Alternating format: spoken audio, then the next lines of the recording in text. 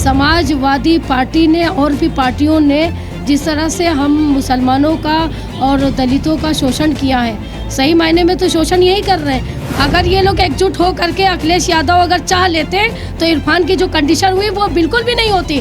आप पत्रकार हैं, आपको तो सबसे ज़्यादा मालूम होगा कि मुसलमान इतने टाइम कितना चिढ़ा हुआ बैठा है। इरफान के नाम से सिर्फ वोट लेंगे लेकिन इरफान का काम नहीं करेंगे। तो दलित भाई बहन भी हमारे साथ है क्योंकि उनके साथ भी बुरा सलूक हो रहा है। एकता लाना चाहेंगे, ये बताएंगे कि एकता क्या होती है। ये हमारा एजेंडा है कि हम शहर का विकास करेंगे।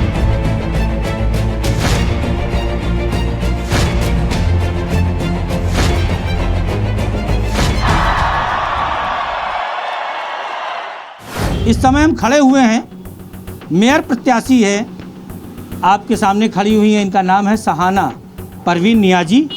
इन्हें AIMIM ने इस मैदान में उतारा है। कानपुर नगर में आप जान सकते हैं कि जहां एक ओर भारतीय जनता पार्टी, समाजवादी पार्टी, कांग्रेस और बसपा के प्रत्याशी हैं, तो वहीं ये जो AIMIM की मेयर प्रत्याशी हैं, इन्होंने भी धूम मचा रखी है। इसलिए हमने सोचा कि इनसे भी मिला जाए, इनसे पूछा जाए कि ऐसा क्या है, ऐसा क्या कुछ कर रही हैं, इनके चुनावी वादे क्या हैं कि जनता इन्हें भी देखने के लिए रोडों पर आ रही है। हम निकले और उनके कार्यालय पहुंचे हैं, आज इनसे बात करेंगे। ये बताइए कि आपको जो चुनावी मैदान में उतारा गया है, तो आपके चुनावी एजेंडे क्या हैं? मेरे एजेंडे तो ये है कि हमें शहर का विकास करना है और जो आम जनता को तकलीफ़ें हो रही हैं, जैसे बिजली, पानी और सड़कें, इसके साथ साथ जैसे और भी चीज़ें हैं कि मतलब शहर का हमें पूरी तरीके से विकास करना है और गरीबों के लिए अच्छा काम करना है, मजलूमों के लिए काम करना है। ये हमारा एजेंडा है कि हम शहर का विकास करेंगे और सबको एक समान समझने का काम करेंगे।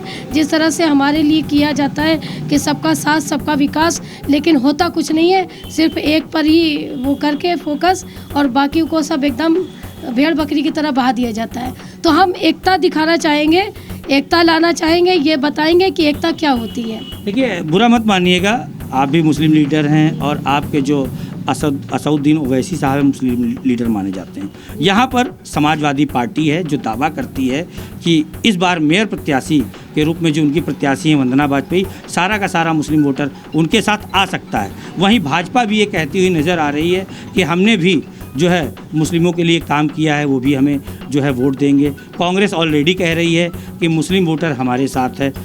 ऐसे में आपकी पार्टी के साथ कितना मुस्लिम वोटर होगा और क्यों होगा, क्या कहना चाहती हैं इसके लिए? बहुत अच्छा आपने क्वेश्चन पूछा है। हम ये कहना चाहते हैं कि जिस तरह से समाजवादी पार्टी ने और भी पार्टियों ने जिस तरह से हम मुसलमानों का और दलितों का शोषण किया है, सही मायने में तो शोषण यही कर रहे हैं। वो तो खुला कह रहे हैं कि हम तुम्हारे साथ नहीं हैं, ठीक है, लेकिन ये हमारे साथ हमारे बन करके ही हमारे साथ दगा करते हैं। मतलब अभी आप ताज़ा देख लीजिए, इरफान सोलंकी की, हमारे भाई की बात ले लीजिए। ये मुसलमान हैं, इनका नाम उर्दू नाम की वजह से इनको टारगेट किया गया। क्या सपा नहीं चाह सकती थी कि इनको बचाने का काम करती? इनके विधायक क्या कर रहे हैं? ये वाजपेयी तो कह रहे हैं कि हमने उसके लिए प्रयास किया। कहाँ प्रयास किया? अगर ये लोग एकजुट हो करके अखिलेश यादव अगर चाह लेते तो इरफान की जो कंडीशन हुई वो बिल्कुल भी नहीं होती। इस वजह से जो मुस्लिम हमारे हैं वो बराबर लगातार देख रहे हैं कि कभी आजम खान मतलब बलि का बकरा बनते हैं, कभी इरफान जी बनते हैं। तो ये जो बलि का बकरा बनाया जाता है और फिर ये वोट लेके हम ही से वोट, हमारे भाई बनते हैं, वोट लेके हमारा ही साथ नहीं देते हैं। इस वजह से ये मुस्लिम इलाकों में अब इनके तरफ से रुझान बिल्कुल ख़त्म हो चुका है। वो लोगों ने एक तरफा वोट देने का काम। यहाँ जो अमिताभ वाजपेयी हैं, जो वंदना वाजपेयी के पति भी हैं, उनका साफ कहना है कि मुस्लिम वोटर उनके साथ है और इरफान सोलंकी की पत्नी भी उनके साथ टहल रही हैं। आप पत्रकार हैं, आपको तो सबसे ज़्यादा मालूम होगा कि मुसलमान इतने टाइम कितना चिढ़ा हुआ बैठा है कि इरफान की क्या कंडीशन है। मतलब जितने भी मुस्लिम हैं सबकी कंडीशन खराब है। ये कहाँ चलेगा? ये सब लोग जो आते हैं वोट लेने के लिए, ये जो सिर्फ बातें हैं इनके, बाकी ये किसी मुसलमान। हम आपको यहीं पर स्क्रीन पर एक वीडियो दिखा रहे हैं अमिताभ वाजपेयी का। अभी हाल ही में किसी प्रत्याशी के लिए प्रचार करने आए थे, वहाँ पर अमिताभ वाजपेयी जी ने क्या कुछ कहा है, आप सुन लीजिए। आप सब लोगों से अपील करने आए हैं कि हम तो इरफान भाई को रिहा कराने के लिए कुछ नहीं कर सकते, लेकिन इतना जरूर कर सकते हैं कि उनका हिसाब किताब इस प्रकार से चुकता कर सकते हैं। तो सुना आपने क्या कहा है उन्होंने कि हम इरफान को नहीं छुड़ा सकते, लेकिन हम इरफान के वोट मांग सकते हैं। हमें अचानक से याद आया तो हमने इस चीज़ को जोड़ा है। वे कहने लगी बार बार, चलिए कंटिन्यू करते हैं। ये बताइए, यही तो बता रहे हैं कि इरफान के नाम से सिर्फ वोट लेंगे लेकिन इरफान का काम नहीं करेंगे।